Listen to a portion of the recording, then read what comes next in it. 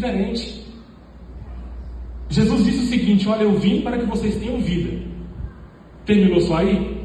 Não. Ele disse: eu vim para que vocês tenham vida e vida com abundância. É qualidade de vida.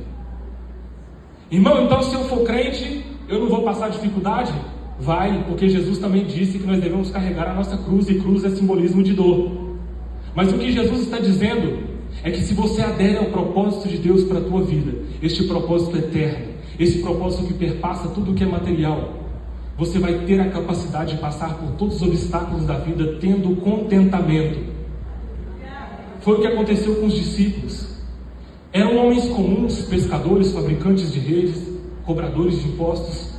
Jesus chegava e dizia: vem e me segue. E quando Jesus diz essa palavra singela, vem e me segue, Ele está dizendo: vem, eu vou dar um significado e um propósito para a tua vida, além de ser um fabricante de redes. Eu vou dar um propósito para a tua vida. Eu vou te ajudar. Esses jovens que seguiam Jesus talvez estivessem oprimidos, se sentindo revoltados por causa da opressão romana sobre Israel, revoltados porque não aceitavam eles serem chamados a nação escolhida, mas estarem subjugados a uma nação pagã.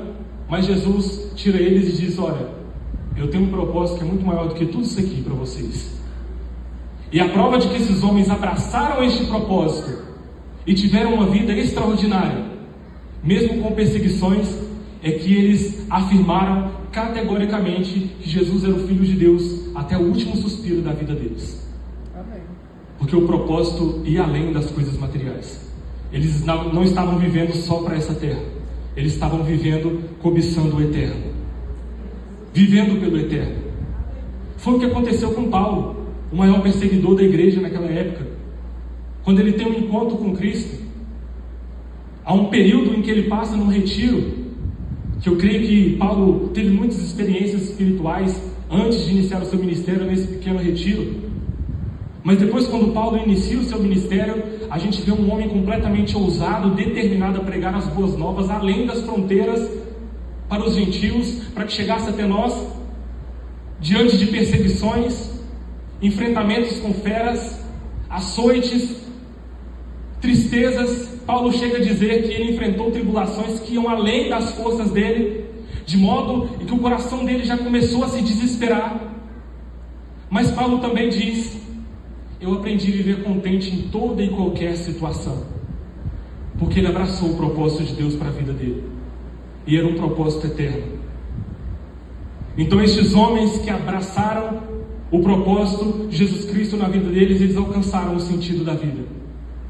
E Salomão, como eu disse, se nós nos mantermos apenas no resto do conteúdo do livro e esquecermos o último capítulo, a gente vai pensar que a vida é uma pura depressão. Mas Salomão, no fim das contas, ele conclui o raciocínio dele.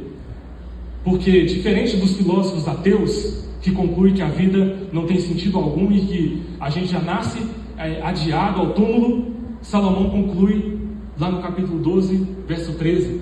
Ele disse: olha, de todos que vocês me ouviram dizer agora, a suma é: teme a Deus e guarda os seus mandamentos, porque isto é o dever de todo homem.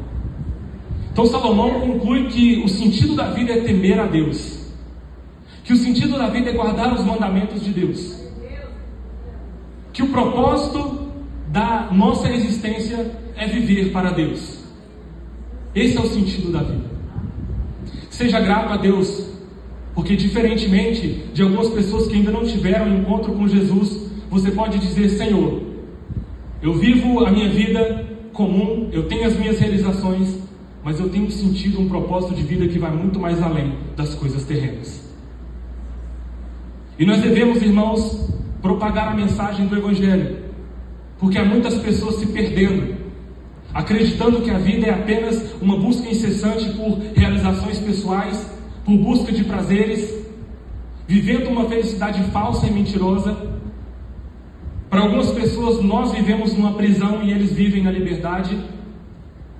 Mas eu posso constatar e afirmar que liberdade é viver em Cristo, que liberdade é ter o poder de escolha, de poder fazer tudo, mas graças ao que Deus me deu e me libertou, eu escolho o que eu quero fazer, então não quero me entregar aos meus prazeres, à consciência da carne, porque Deus me deu esta liberdade. Isto sim é liberdade. Viver acorrentado em prazeres, viver acorrentado em vícios, onde a pessoa não consegue viver feliz ou ter um momento de recreação se ela não se embriagar. Porque a vida é dura demais e a sobriedade machuca, então eu preciso beber para me alegrar, eu preciso me drogar para me alegrar. Isso não é felicidade. Isso não é sentido e propósito de vida. O propósito da vida do ser humano é se entregar por inteiro ao Deus que o criou. Deus nos fez para Ele, irmãos.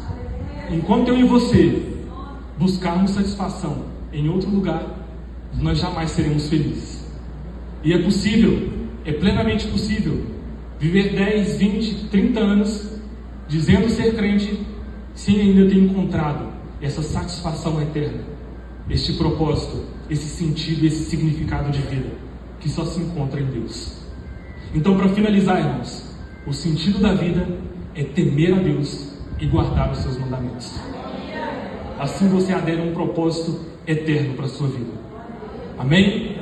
Que Deus possa continuar falando com cada um dos irmãos.